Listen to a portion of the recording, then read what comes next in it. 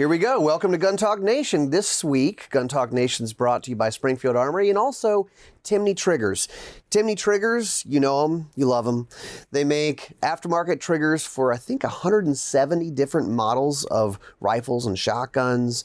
American made since 1946. Easy to swap out, and I keep saying it, but it's kind of like a little secret sauce is if you have a good trigger, it's one of the easiest ways to help improve your shooting, whether that's for hunting, for tactical, whatever it may be.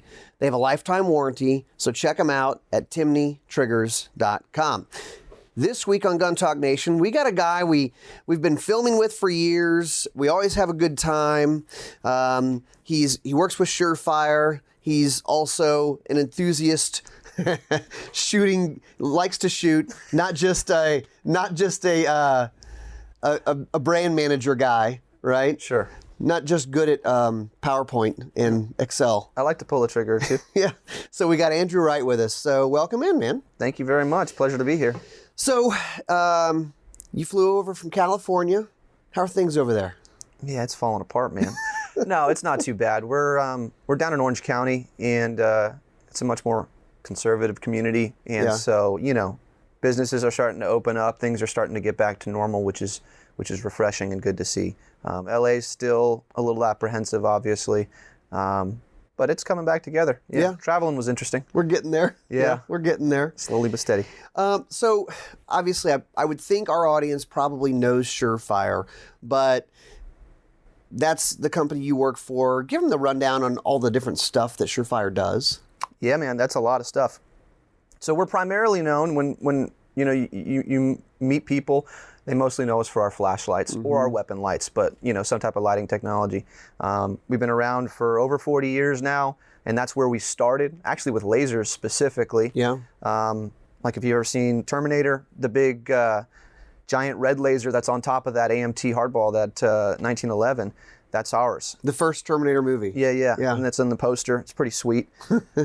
So yeah, that's where we started, was with lasers to help people more accurately aim. And Arnold Schwarzenegger, specifically. Specifically Arnold Schwarzenegger.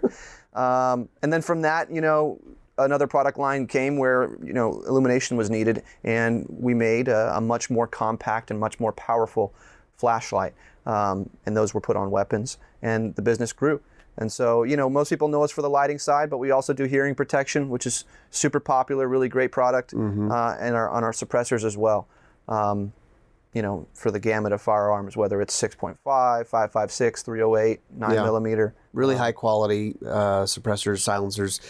When SureFire started doing lights, it was kind of interesting. You think back, getting in, and I think all outdoors people who are generally of a preparedness mind, hunters, shooters, concealed carriers, lights are always part of the equation for us. And carrying a knife, carrying a light.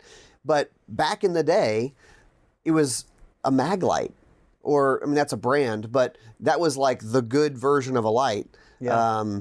Better than the ever-ready plastic thing you got when you were 9 years old or whatever. And it really was like kind of a weird thing for people going, wait a minute, because it was more expensive. Yep. But then they started using them and going, whoa, it's way brighter, it's way more durable. Talk about how lights have changed over the years, because even from what you guys first brought out to now is way different. Yeah. So a big, factor with anything that's power dependent, but specifically flashlights, was the power source. So the batteries were the limitation, and that's why those old mag lights were so gigantic, because the D cells needed to get some type of decent illumination. But you could hammer a nail with those things. You could hammer a lot of things with that. Yeah. The one of the big turning points was the power source. So going to the CR123A, which Dr. Matthews, the founder of our company, actually helped develop. That battery? Yeah. Oh, I didn't know that. Yeah. So that was a huge factor, because you're getting 3 volts out of a super, super small, lightweight power source. And that's where we were able to get a significant amount of output out of a very, very compact flashlight. Obviously, sometimes, depending on what the output is, runtime might suffer a little bit, but, to be able to illuminate for a specific mission set is a really important thing. It's always a balance, Yep. right? Everybody, we go, I want 1,000 lumens, but I want it to last for 18 hours. Well, that's unless we hook up to a car battery. I mean, that may not be possible. 100%. Yeah, and originally those were really expensive, and so we didn't want that to be a limiting factor from someone getting the proper tool, which is why we started to label our own and sell them for pretty much a pass-through cost. We barely make any money on batteries, but we don't want it to be a limiting factor for someone to get into one of our flashlights. Right. So, if you need fuel to run the car, we don't want to make that fuel the limiting factor for cost. But then from there, battery technology keeps evolving. In the last few years, it's really been all about the lithium-ion rechargeables. There's a couple different types. There's also lithium polymer and whatnot. But that's always been the gateway is the power source, and that's how much runtime you get, how much output you get, and it's cool to see it keep evolving because on a yearly basis, we're able to do a lot more with a lot smaller and lighter. Well, you kind of everyone has gone to LEDs now, I guess. Yep. Also, there's a lot of technology in like the reflection of it, right? Yeah. There's different ways that you can handle the beam pattern. For instance, most people might be familiar with a reflector, which is basically just a shiny, kind of a cup that the light source sits in, whether it's an incandescent bulb or an LED.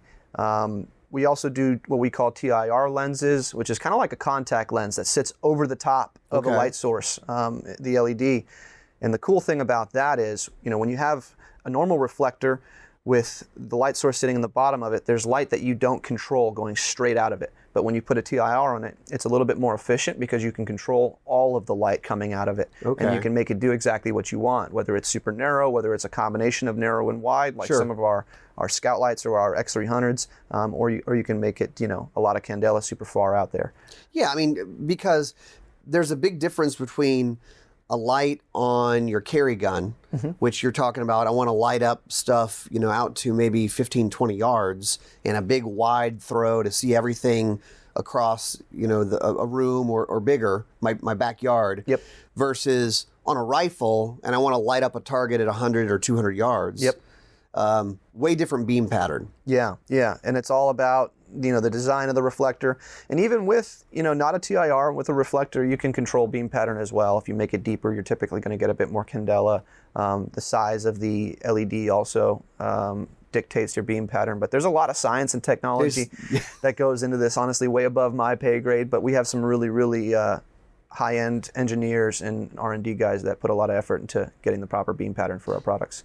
You guys have always been what you just said, whether it's the lights or the silencers or honestly even the Ear Pro, to me, always very high-end in the design and function. And it's like there's zero question of this is going to work and it's going to work really well for you.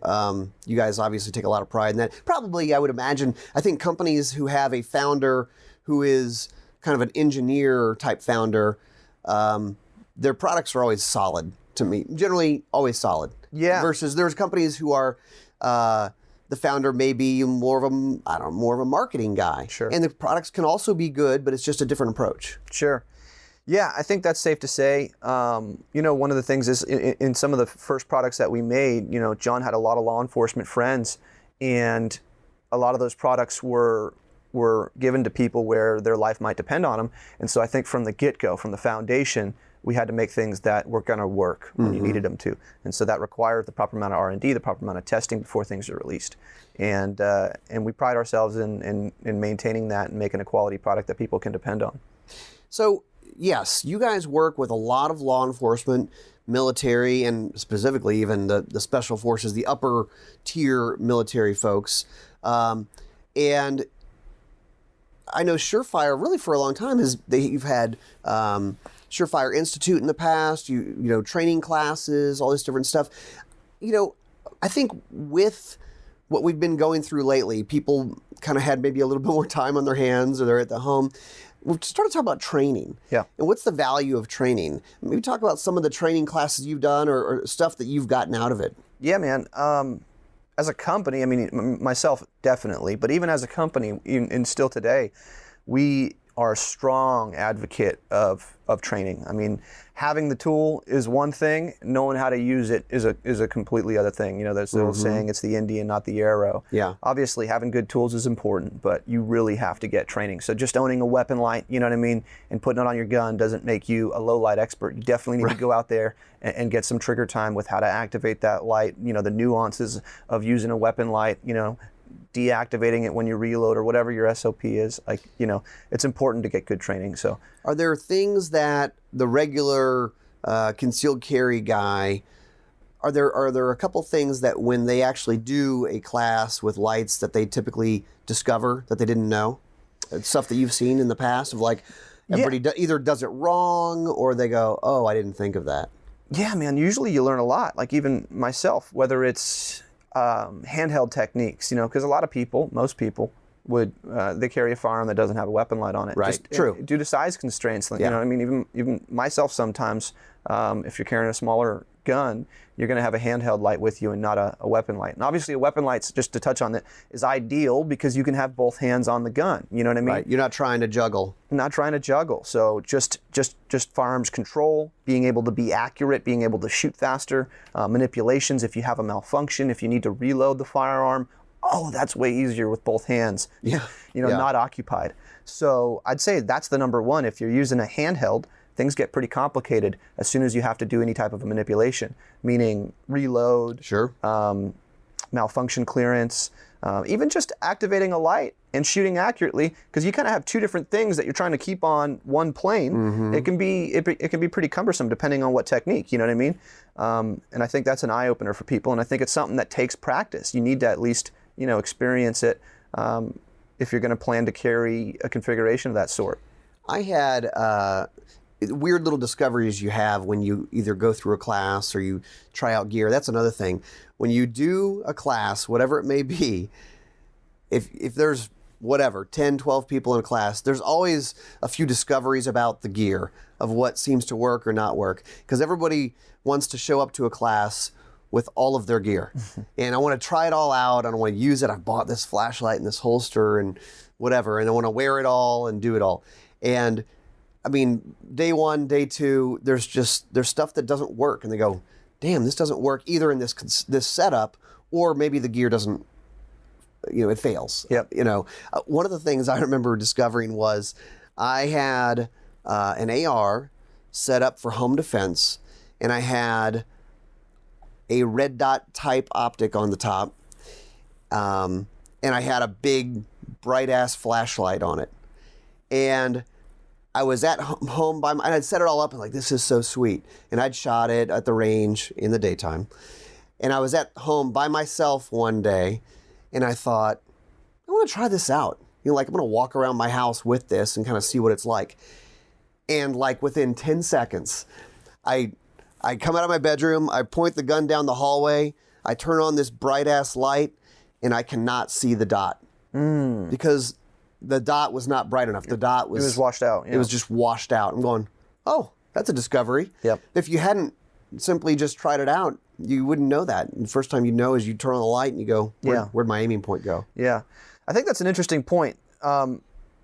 A lot of people I've seen at classes, they do exactly what you said. They buy this new stuff, even a lot of times right before the class because they're taking it. You know what I mean? They buy this whatever whiz-bang thing, and it might be actually awesome. However, if you don't know how to configure it or implement it, I think you're kind of personally, this is my personal opinion, I think you're wasting your money a little bit because you are losing your valuable training time. Every minute on the clock with that instructor is time that you need to be soaking in knowledge. And some of it you may not agree with, but you should be trying to get as much out of it as you can. So ideally, you tell on your own time when it's not, you know, as valuable, go test all your own stuff before you go to this class and make sure it actually works.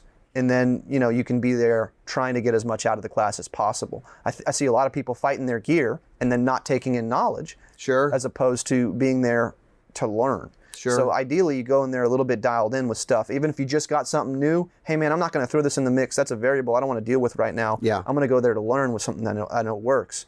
Yeah, that's the same thing if you go on, and you know, hunting or hiking or whatever. Like, you don't go buy a pair of boots and say, I'm going to go on a 5-day hike. No. That's a really bad idea. Bad way to break them in. Yeah. No.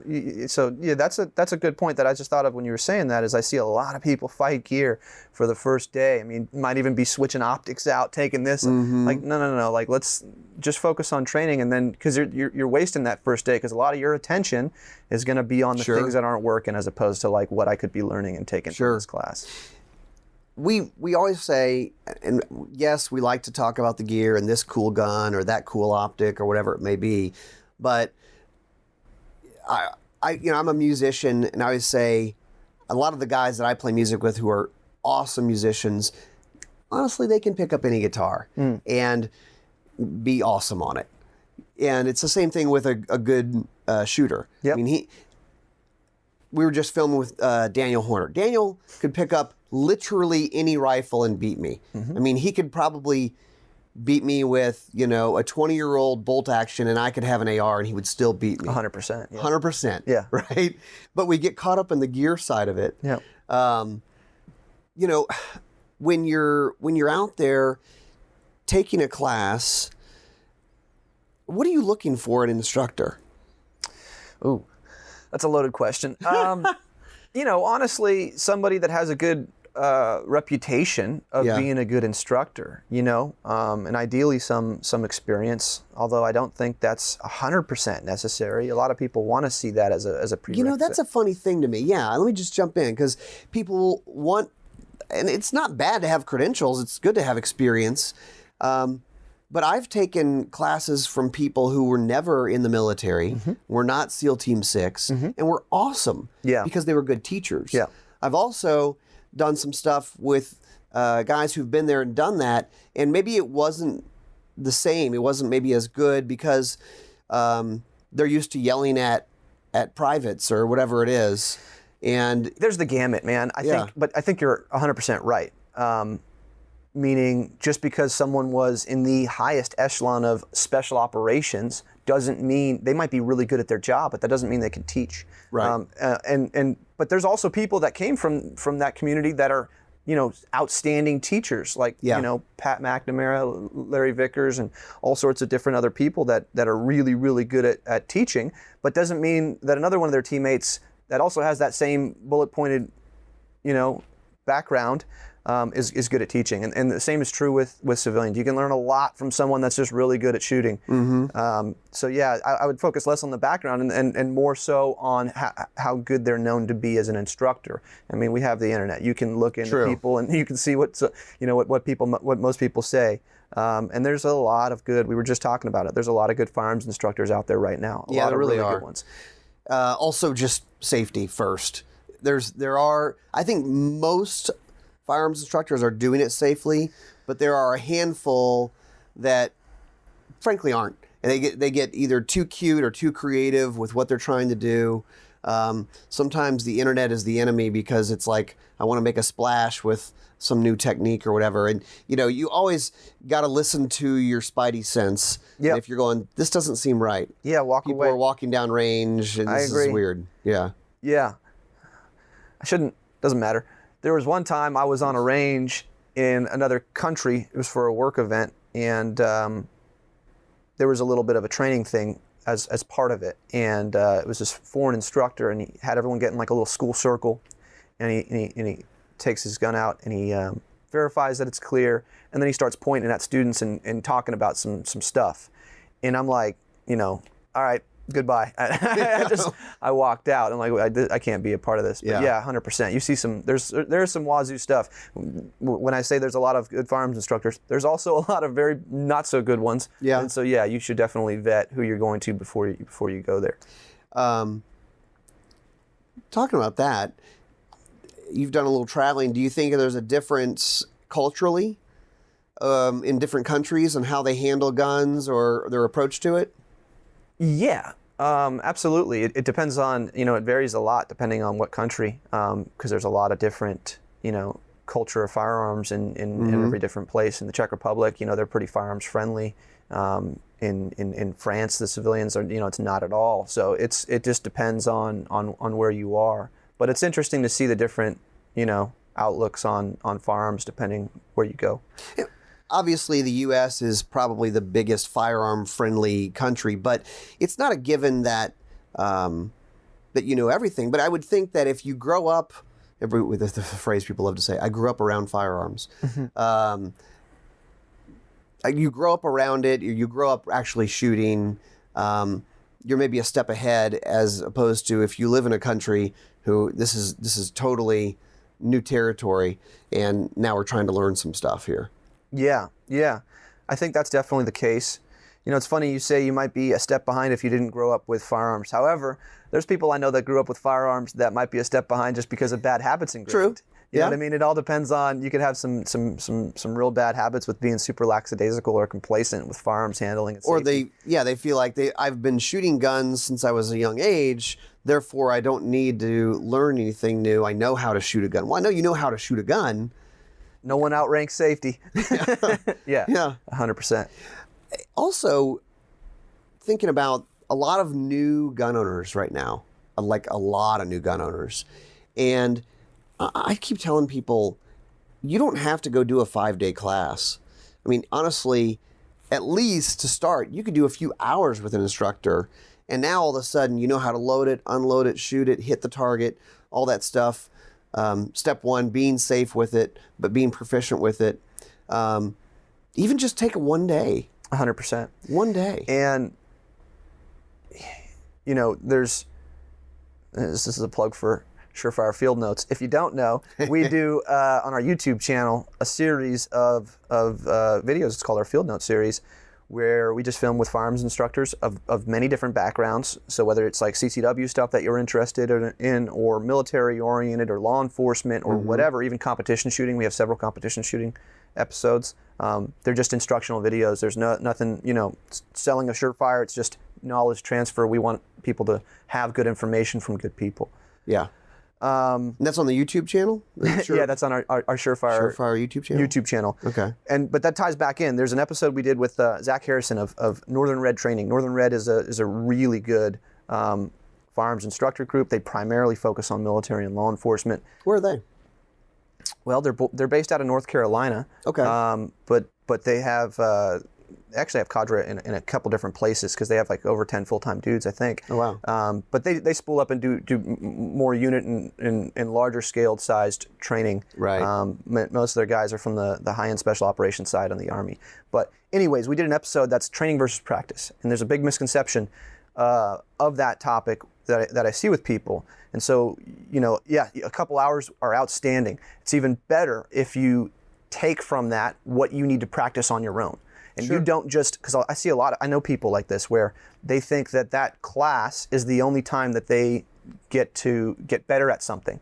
But what they should be doing is developing your own curriculum and then going and practicing that on your own. And then you go again to get more information and then figure out how you can practice that on your own. Add that to the practice. Correct. Yeah. I mean, it's not like, you know, sometimes the first time someone goes to work out and you get a personal trainer, but you take that information, then you go apply that on your own. You go to the gym on your own. You can't just have that couple times that you go get that. I did the 3 free trainings. I'm good. Right, that you practice. And so, yeah, I just think that's an important aspect. And well, how many of us have been to the range, and specifically, I'm thinking about like handgun, defensive handgun, which is for a lot of people that's where they start if you're an adult and you're not a hobbyist in this, and you go, I want to get a gun to protect myself, and they buy a handgun. How many times have you been to the range where they're going bang, bang, bang, and they empty the magazine or the cylinder, and they reload it, and they go back to bang. There's just over and over, and it's like, what are we doing here? What are you doing? Yeah, pick a skill, isolate skills. Now maybe, yes, there could be training in that cadence. Sure. But probably most of the times it doesn't look like that's what's going on. It's just like, I'm going to make the gun go off and we're going to throw bullets down range. Yeah, there's another plug, another episode from a guy named Bill Blowers, another outstanding firearms instructor. He's out of the Pacific Northwest. He was a former Seattle cop and Kent PD. But anyways, in the Washington area. Yeah. He was talking about isolating skills, and and also how to measure your performance. I really like his methodology. He actually has a sheet when you take his class he'll give you. But basically, say you want to, and you know, work on isolating specific skills. So if you're going to go to the range, you know, like working out, you're not going to just focus on trying to do everything in one day. You're going to have like a leg day, arm, back, whatever. Right. Same thing. So hey, I want to work on my draw speed, and you know, or one day is an accuracy day, or reloads and manipulations, and then you isolate those skills and you work on those. That's what you're doing today. Skills. Exactly. Yeah. And then, you know, to take it a little bit further, he does, like, for instance, say we're doing draws from concealment.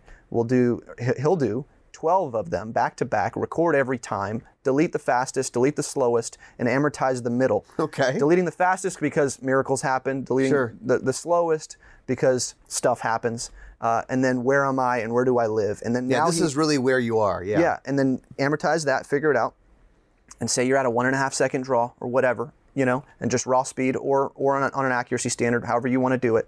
But then you know where you are, and then from there on you can progress and you can actually work on something, where a lot of people just go and they go shoot, but they don't know what they're doing, they don't know where they are. You ask them like, hey, what's your time on and they never get better. But the way to get better is to quantify it, see where you are, practice specific things, isolate skills. But I mean, I don't know. Most people, it doesn't seem like they actually want to do that. They just want to go, you know, pull the trigger, send some rounds down range. The first time, one of the very first times I met our buddy Greg Lappin, who does a lot of training, he's pretty squared away. And actually the first time I ever shot with him, I showed up to the range, and it was a little private range, and it was Greg, it was a buddy of his who was, I believe, was SWAT team, and it was me. And we're kind of just getting our gear out, and I'm like, I knew nothing. We're gonna show up, come out to the range and let's do some shooting. And I'm getting it all my stuff out. And I'd done a few classes or whatever, pistol classes. But as we're getting ready to go, he goes, so guys, you guys want to do some training today, or you want to just goof around and groove some bad habits? And I was like, crap, I see where we're going here. All right, I guess we're training. That's funny. But it was good. Yeah. It was good. It was just funny, like, He's I see what you mean. Yeah. 100% right. Yeah, I think it's important to know the differences. And there's a time and a place to go goof around with your friends at the range and have fun. Sure. You know, there's nothing wrong with that. But just don't confuse that with getting better. You know what I mean? Right. Yeah, absolutely. We're gonna try to hit a tannerite target, and all take turns and shoot. I'm all in. One-handed. Fun. That sounds absolutely. Great. 100%. But I'm not gonna think I'm getting better for it. Right. But yeah. All right, we got to talk about SureFire. You guys have a lot of cool stories from real use scenarios of your stuff being used in the field, whether that's military law enforcement or also just civilians, and kind of the I guess I'd call it torture test or stories of survival of your gear. Yeah. You got any that come to mind? Yeah, man, there's a lot. The details honestly are fuzzy because I've heard so many. Yeah. There was one guy that I want to say he lost his light in, let's call it the summer, and then it went through winter, and then thawed out next spring, and he found it. It was in the bottom of a lake. Lake went out. He lost it in a lake. Lake dried out, yeah, and then he found it. There's a picture of him sitting there when he found it, and it still works. And I'm like, that's sweet. That's really cool. Yeah, there's a bunch of them, man. There's another one that happened not too long ago where a law enforcement guy got in an officer-involved shooting, and his scout light took around, and from the bad guy shooting at him. Yeah. Wow. And he says it saved his life. Obviously the head of the light was real messed up and pretty much decommissioned, but the actual structural integrity of the light held up and soaked up that round. So that was a pretty your lights awesome are story to get. Yeah, something like that. We don't claim that. Yeah. But there's a lot of different stories that we've gotten over the years. Yeah. I think we might. So we just launched a new website. Mm-hmm. And I think we might revisit that. You're talking about, I think we called it SureFire True Stories. Yeah. Was a section of our website previously. I remember that. And so that might be something that we need to stand up again.